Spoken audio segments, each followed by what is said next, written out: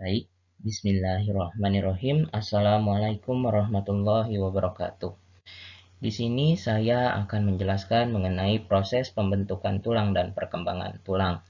Proses pembentukan tulang disebut dengan osifikasi.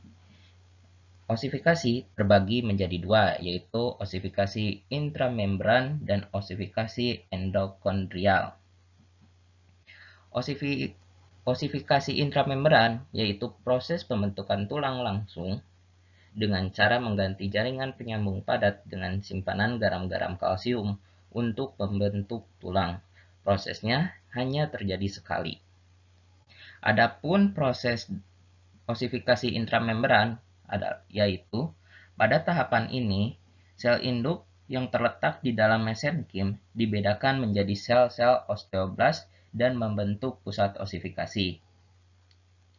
Pada langkah berikutnya, sel osteoblas mulai mengeluarkan atau menghasilkan serat berupa protein yang membentuk matriks tulang atau osteoid. Setelah itu, osteoid akan menyatu dengan kalsium untuk membentuk tulang berkalsium. Tulang yang sudah dikalsifikasi akan menyerap sel-sel osteoblas dan mengubah bentuk menjadi osteosit.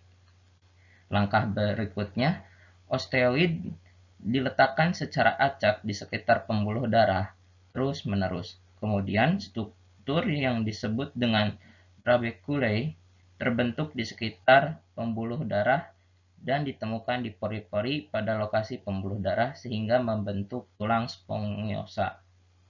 Sementara itu, pembuluh darah berada di luar tulang spongiosa menjadi padat dan berubah bentuk menjadi periosteum. Pembentukan tulang keras dengan tipe osifikasi intramembran adalah pembentukan tulang keras. Saat trabeculae menebal di dalam tulang spongiosa, sel-sel osteoblas yang terdapat di sekelilingnya akan terus membentuk osteoid. Yang selanjutnya ada osifikasi endokondrium, yaitu proses ketika tulang rawan diganti oleh tulang keras. Prosesnya dimulai sejak perkembangan embrio. Seluruh tulang rawan pada anak-anak akan diganti oleh tulang keras hingga usia 18-25 tahun. Adapun prosesnya adalah perikondrium meningkatkan jumlah pembuluh darah. Selanjutnya, sel-sel kartilago kondrosit melakukan proliferasi menjadi osteoblas dan matriks kartilago mengalami pengapuran kalsifikasi. Baik, pada slide selanjutnya, di sini terdapat gambar dari osifikasi dan pertumbuhan tulang. Saya akan menjelaskan mengenai tahapan-tahapannya. Yang pertama, pusat osifikasi primer terbentuk di bagian diafisis tulang panjang. Perikondrium yang melingkari bagian pertengahan diafisis menambah jumlah pembuluh darahnya sehingga bersifat osteogenik.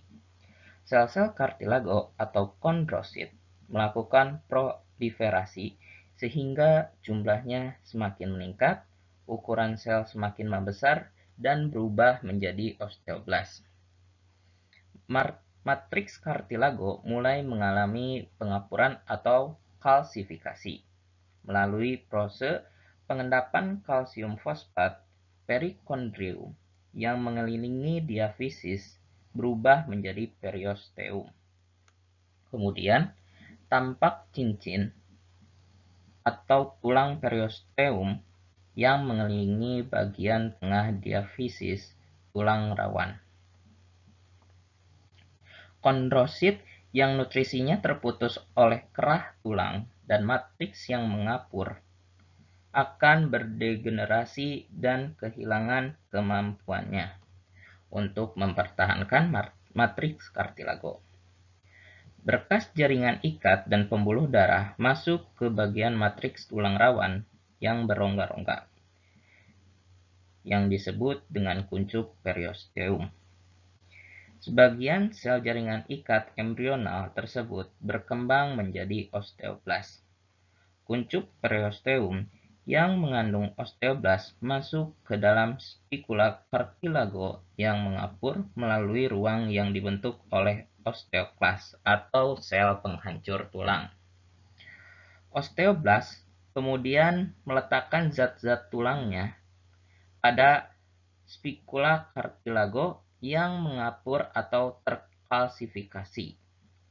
Dengan demikian, terbentuklah pusat osifikasi primer pada pusat diafisis. Zona osifikasi endokondrium ini akan meluas menuju arah epifisis. Setelah kelahiran, pusat osifikasi sekunder terjadi pada cartilago epifisis di kedua ujung tulang.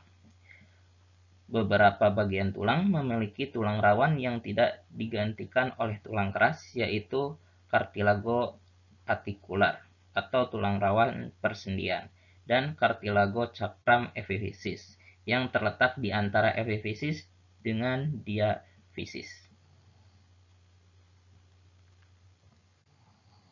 Mungkin materinya seperti itu. Jangan lupa untuk tugas resumenya. Terima kasih.